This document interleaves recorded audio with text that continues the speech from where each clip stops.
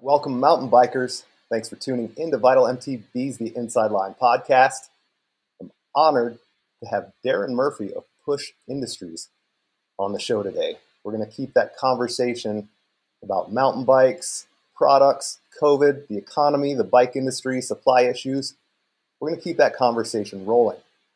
I'm really excited to have him on the show. You can watch this on vitalmtb.com or our YouTube channel. But as always, you can listen on our podcast channel too. Use your favorite podcast app. Just search for Vital MTB. It should be there. Big thanks goes out to JensonUSA.com. They've supported the Inside Line for the last 4 years, since day one.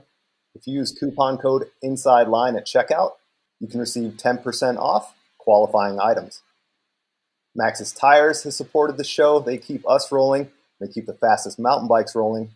Hit up Maxxis.com so you can figure out the best mountain bike tires for your terrain, your riding conditions, and your riding styles. Last but not least, Santa Cruz Bikes helps make this show go. And there are plenty of Santa Cruz models out there that can accommodate a PUSH Elevensix. Santa Cruz offers lifetime bearing replacement, and we're stoked that they're a part of the show. Let's get into it. Darren, thanks so much for being on. Really appreciate it. For everyone out there, Darren and I have a 2-part podcast that we did last year that's been pretty well received. So I'll put links to those in the notes below so you can check them out. But yeah, I really want to keep this conversation about bike industry, supply, all that stuff going. It's interesting that you're a component supplier, not a bike supplier, but so many of the comments on the Santa Cruz podcast with Joe Graney were about just make stuff in the U.S.A. That's all it takes, as if it wasn't a big deal. And PUSH, everything you do is made in the U.S.A., right? Yeah. We've, that's a commitment we made a long time ago. And boy, has it changed over the years, right? Because when we were a suspension tuning company and we used to outsource our manufacturing, we brought in our first CNC machine and kind of had a vision of what manufacturing looked like. But man, if you look at where we were then versus where we are today, I definitely will admit that I was a bit naive. I was one of those people that, you can just make it here and just do this and it'll be easy and you just buy equipment and hire people. And it's a much bigger challenge than what I initially expected. It's been something that we've grown from being a company that makes parts to now we are a manufacturer. Now we have manufacturing scheduling and automation, and there's a big difference between making parts and being a manufacturer for sure. And can you kind of give? There might be people out there that don't know what PUSH is. What do you do?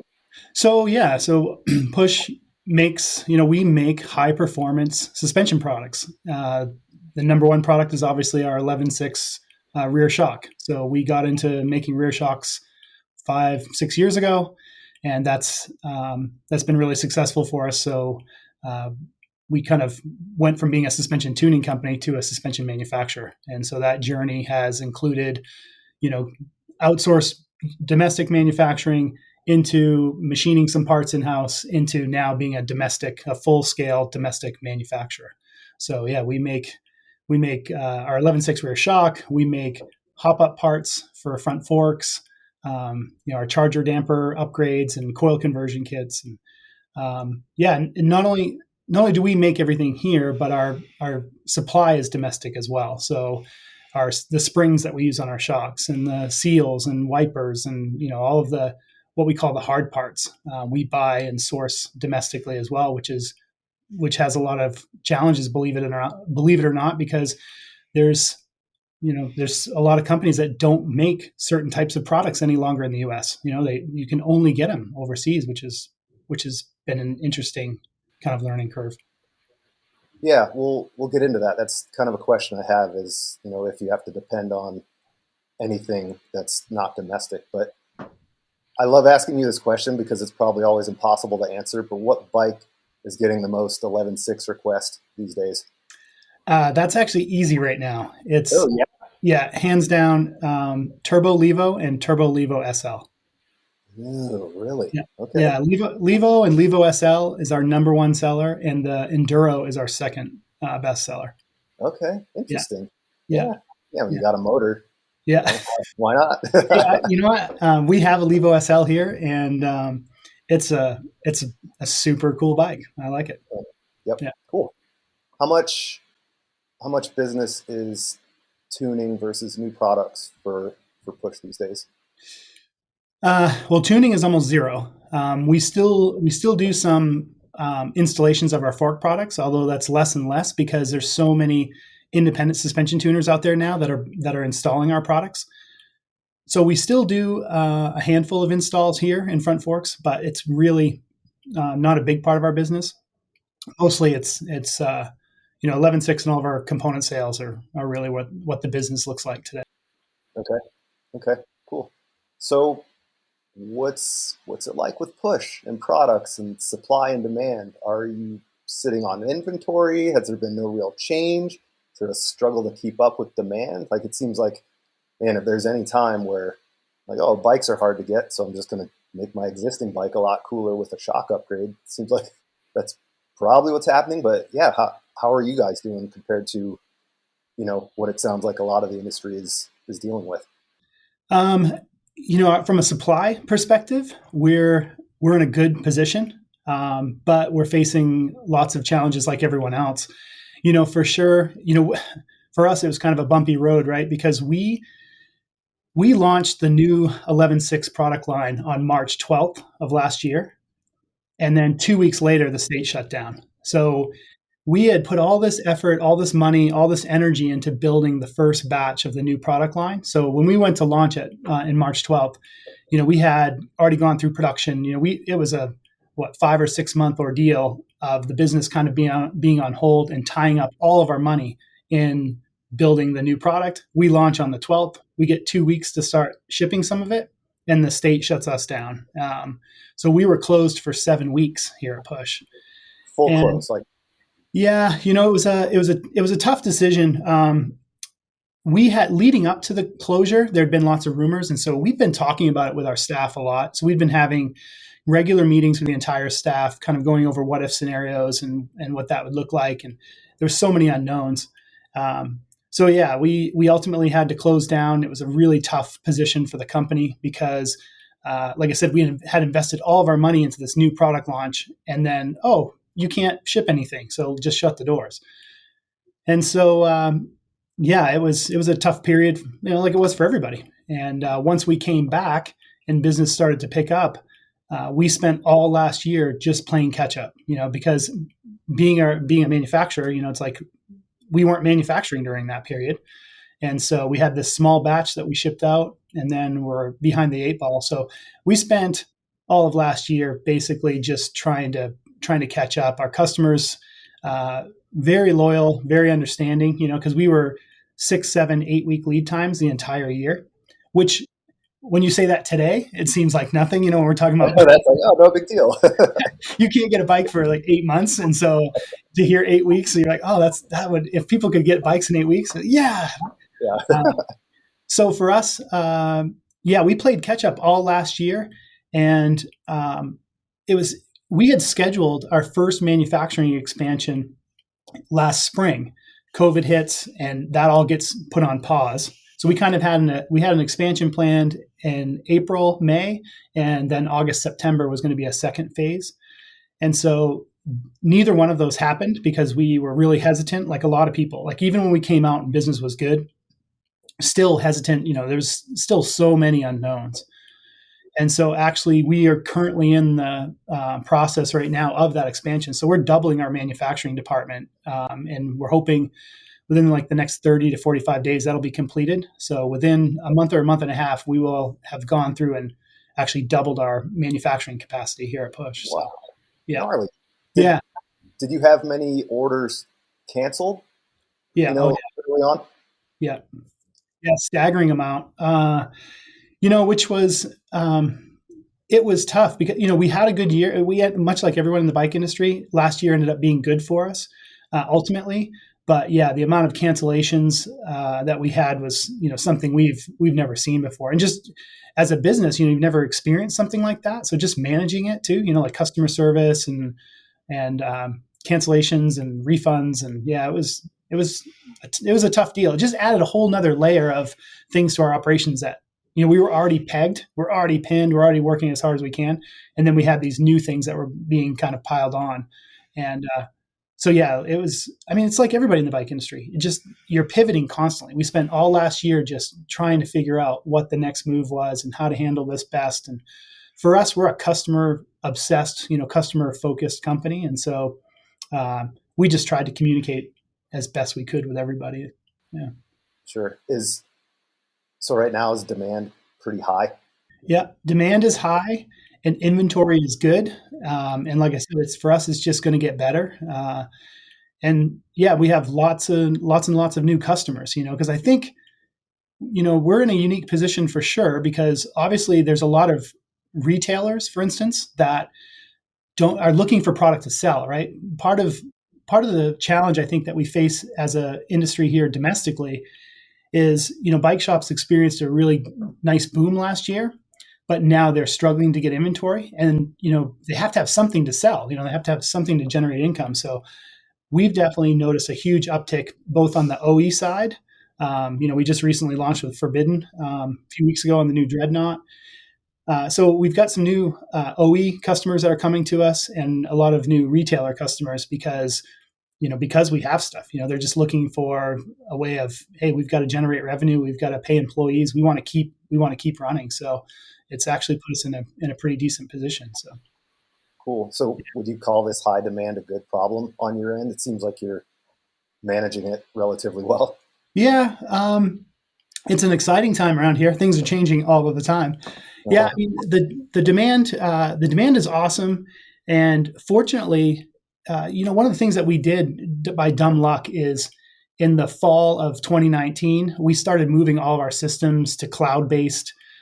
We started changing, automation. So we had all these things that we were putting in place to make things more efficient, and they just happened to pan out and be beneficial during the whole COVID period. And so we got lucky when we got shut down. We could still communicate, we could still share files, we could still video chat, all that stuff. Everyone had access to all of their documentation, and so that set us up for a good position. Last year, we've kind of perfected that, and so yeah, now we're in a good place operationally, and so the demand is less daunting. Now it's just a matter of, hey, let's get this manufacturing expansion done. Let's get it online. We're just expanding on the equipment that we already have, so there won't be any learning curve. And so, yeah, it's just a matter of like once that's integrated, yeah, it's going to be real smooth sailing for us. Yeah, it's a very different position than what everybody else is saying. What's out of your control that is impacting your manufacturing or delivery times? Like, are material prices, labor prices, like you kind of hit on at the beginning, that doesn't seem like you're really dependent on any international suppliers, but what's out of your control that you can plan and prepare and be ready, but are there things that are still kind of keeping your hands tied? Yeah. I mean, most recently, actually, well, all of last year, material prices were difficult. So we've always used U.S. sourced raw materials. And so because of the supply of materials coming out of Asia, a lot of U.S. manufacturers shifted from Asian supply to U.S. supply. So our prices went through the roof kind of quickly. We made, almost everything we make is out of aluminum. But we use a special material for our shock bodies, for instance. So our shock bodies are made from this cold form material, very specific because of how thin wall and high strength it has to be. And so a year ago, we were paying like $98 a stick. So a 12-foot rod of that material was like $98. Mm-hmm. And today we pay about $235 for that same stick of material. Yeah. And that stick of material can only make 7 shock bodies. And so when you look at it and say, wow, okay, I mean, you've more than doubled just on that one material. And all of our material prices have gone up. So we've had to look at efficiencies inside. One thing that we didn't do was a price increase. And one thing that we are currently not going to do is a price increase. We've been able to keep our products priced the same. And so with this increase in material costs, we've been able to absorb some of that in efficiencies and in buy-ins, getting forecasting out, further deliveries, getting better pricing. But the material was a big one. And then as of late, some of our vendors that we rely on for components are getting contracts from really big companies. And so for instance, the company that makes our rod bumpers, right? So our rod bumpers that we use on the shocks, it's a specialty product. There's a couple of factories here in the U.S. that make it. Most of the factories are actually in Germany that make that type of product. So you've got Asian source and you've got European source, and then a couple of factories here in the U.S. And most recently, we are struggling to get that product because one of the local RV manufacturers is shifted their production from Asia to the US, and they're just a really big company.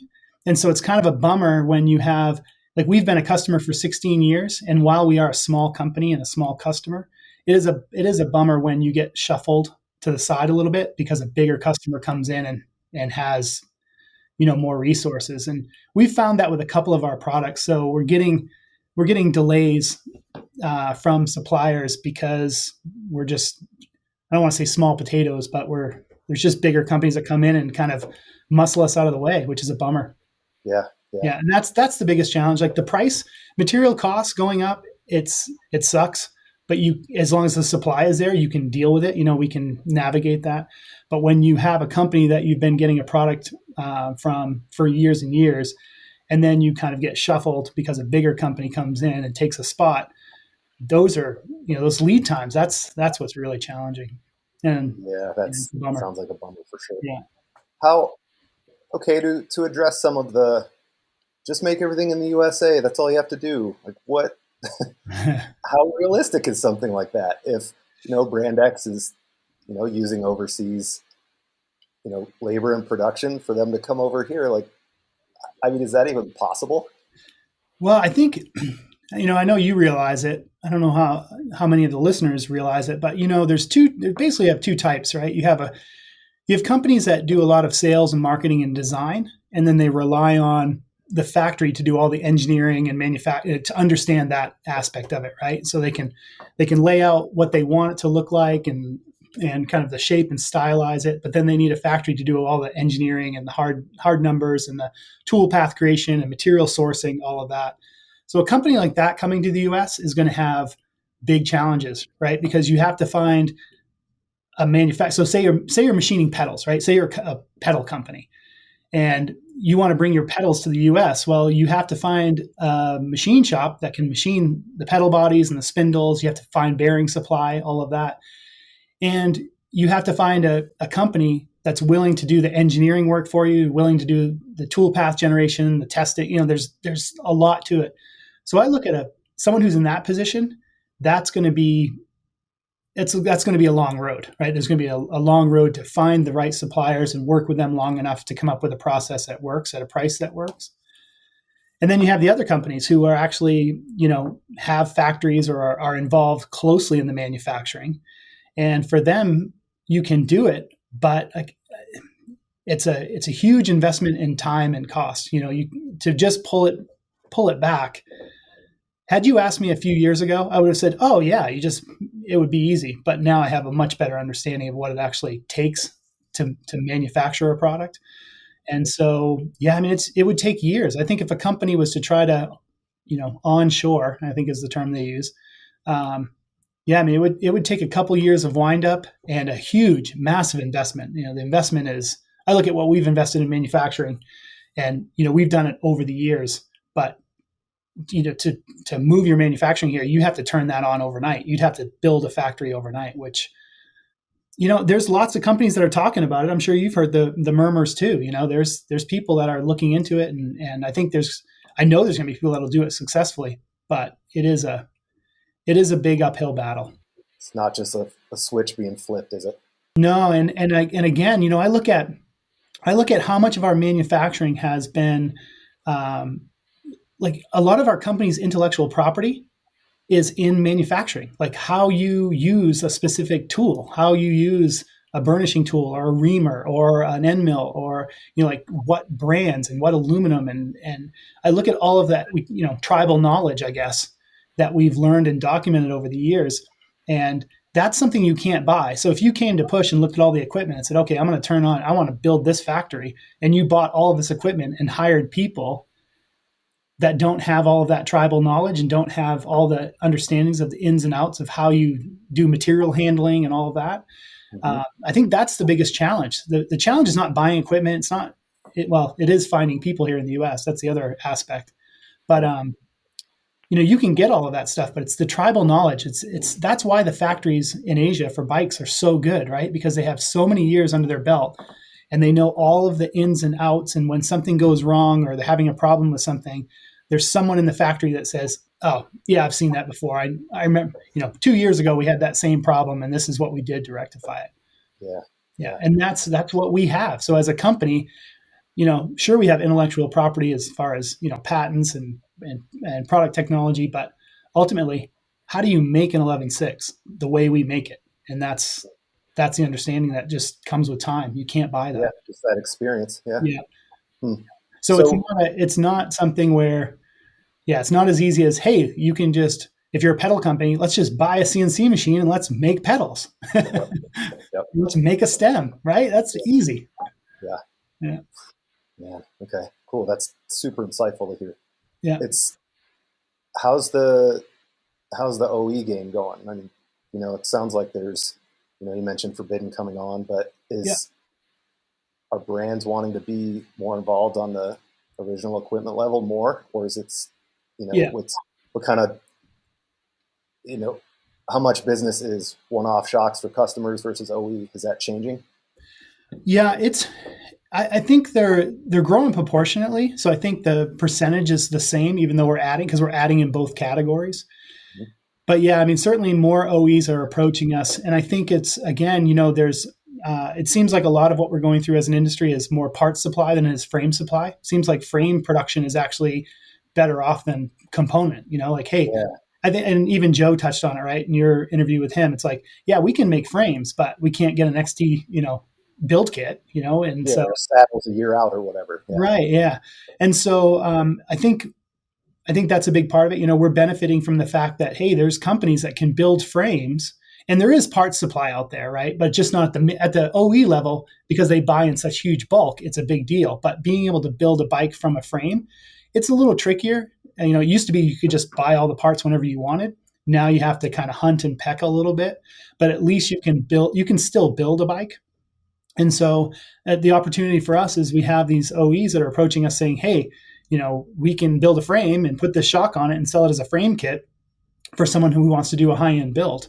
And that's happening more and more. And we're evaluating that right now because we've done a really effective job of building our customer relationships around the globe over these last couple of years. And so our international distribution is really strong, and service centers. And we want to make sure that we're mindful of our current customers and taking care of, the Evils and the Revels and, Gorilla Gravity, the companies who have been doing OE business with us for years. We want to make sure we can effectively supply them. And again, it's going back to what I was just saying, right? We're in a position from a company where we're trying to buy vendor products and big companies are coming in and pushing us out, and we're feeling that pinch. I don't want to do that to our customers. We want to make sure that, when Revel comes to us and needs product, like we can supply them because they've been a supporter of ours, Mm-hmm. Yeah. But it is something where you're going to see it more and more this year for sure. Okay. Yeah. What are you seeing any change in what individual customers want compared to like a year or two ago? Or is it kind of the same? Like, no, it's kind of the same. Yeah, it's kind of the same. I think the biggest thing that we're seeing is new customers. It's like new types of customers, new customers. I think everyone's kind of experiencing that. But no, they're looking for the same thing. It's just, and going back to your real early point, we're benefiting for sure because our industry at the high end level, the customer level that are buying 11.6 shocks, et cetera, they tend to flip bikes pretty quickly. Something new comes out, catches their eye, and they flip it. And so for the first time, it's because of the supply problems. They're saying, hey, you know what? This bike's 8 months old. It's a X01 build, or an XX1 build. It's a high-end build. The bike's perfect. And I'm going to put a shock on it. I'm going to change out I can get a really trick carbon handlebar. It's like they're looking at what items they can upgrade to. Mountain biking it's a experience, of riding, it's camaraderie, it's geeking out on parts. It's a whole community of part of the fun, right? Is new parts and talking about new setups and new things. And so, we're definitely getting the advantage of people who are like, yeah, my bike is 8 months old and it's actually perfect. And instead of flipping it, I'm going to put some money into it and get a cool shock. So, yeah, cool. Do you have any insight into how the bigger suspension manufacturers are being impacted right now? I know it's competitors, but yeah. Sure. Yeah, I mean, just from the industry side, I mean, it's pretty open discussion about where everybody's at, from a component perspective, and Fox is obviously a publicly traded company, and so their information is pretty public. And yeah, I mean, the thing is, it's they're having the best years ever. They're booked out longer than they've ever been. So yeah, getting supply of suspension components this year is going to be really difficult. Everybody knows that. Getting a Fox or RockShox fork or shock right now is really difficult, and it's going to continue to be that way for a long time. But their feelings aren't hurt because they're having a great year. They're building as much product as they possibly can, and so we're there's definitely an advantage there for us as well, because again, the supply of getting if you want a high end coilover for your mountain bike, there's not a lot of options from a supply perspective, and we have supply. So, yeah. And all right, I'll blame you because you brought it up, but that's neat. I can get a shock from you, but what if I want a fork from Push? When are we going to see that? Man, the timing couldn't be better to have one. Yeah, I mean,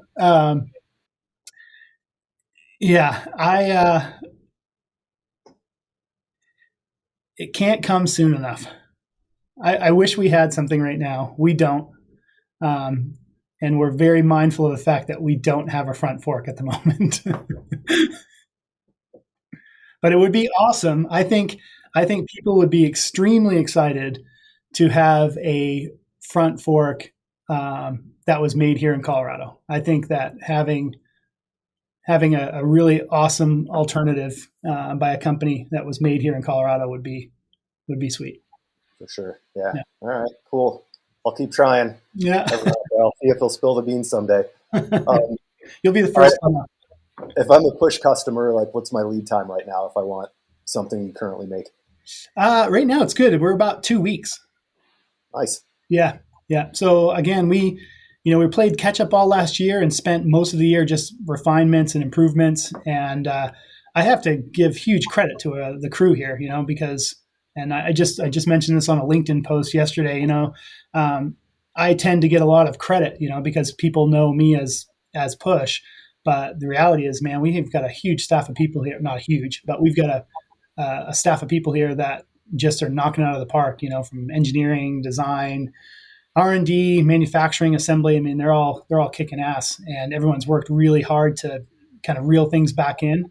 And like I said, with this expansion coming, it's just going to make further improvements. So we're looking to stay kind of in front of the curve for the entire year. That's kind of our goal. So cool. Yeah. And so I asked Joe these same things, but gaze into your crystal ball, and how long do you think the market's going to be like this? And do you see any light at the end of the tunnel? And if so, what's it look like? Yeah, I mean, I think we're in a different spot, right? Because we've been on a growth trajectory the last couple of years. We're a younger. I mean, while we're not a young brand, we've only been in the shock business now for 5 years, so it's still relatively new for us. This new product launch is kind of the next phase, and then obviously we've got some new stuff coming. So for us, certainly this year is going to be a wild ride because of the environment. I think moving into 22, things are going to settle down. So it won't be quite as wild of a ride, but we're still anticipating pretty strong growth over the next few years, and it's just because, we're still in a position where we're a small enough company that we still have a number of new products or unique things that are coming. And so that's going to keep kind of the momentum going on our side. So for a crystal ball, from our perspective, I mean, we're going to be riding the wave, hopefully for for a while, as long as we can continue to execute, at the level that we are now. So, let's just assume vaccine comes in, like virus is a non-issue anymore. yeah. And people go back to theaters and restaurants and vacations. Yeah. Does mountain biking slow down? Like, do you ever think about, not that the market dries up, but just that it slows down? Do you ever think about that? Well, yeah, I do. My take on this is, I think a lot of people, because I've had this interaction a number of times, I think a lot of people rode bikes or mountain bikes or rode bikes 15 years ago. And if you look at a bike from 15 years ago versus a bike today, even an entry level bike, like you take a $1,500 hardtail and what that looks like compared to a bike, 15 years ago. And there's such a huge difference in how easy they are to use, and the brake technology shifting, everything's smooth and easy and comfortable. So I honestly, my take is that a lot of these people that are out buying new bikes, they're not going to just set them aside when you can go back to theaters or parties or whatever it is, because I think they've been turned on to a new experience. Like, their perception of what mountain biking has been completely redefined, because they had an old Diamondback Apex with cantilever brakes or whatever it was, and that was their experience. Yeah. And now, so COVID has put them in a position where, hey, I'm going to go out and try mountain biking. And now their experience is, holy cow, this bike is way more comfortable. The sizing, it fits nice. It's easy to use. The shifting is responsive. The brakes, like, I'm really having a good time. And so I think a lot of people's perception on mountain biking has changed. So that whole idea of the Diamondback Apex is gone. And now, hey, I've got this, whatever it is. And yeah, I think that for me, my opinion is that the majority of people are going to stick with it because they've just had a positive experience. And I look at it and say, you know what, the person who bought that $1,500 hardtail, which they thought was an extremely large amount of money, has really enjoyed it, or maybe they've connected with their kids over it, or whatever. But now something's flipped and their perception's different.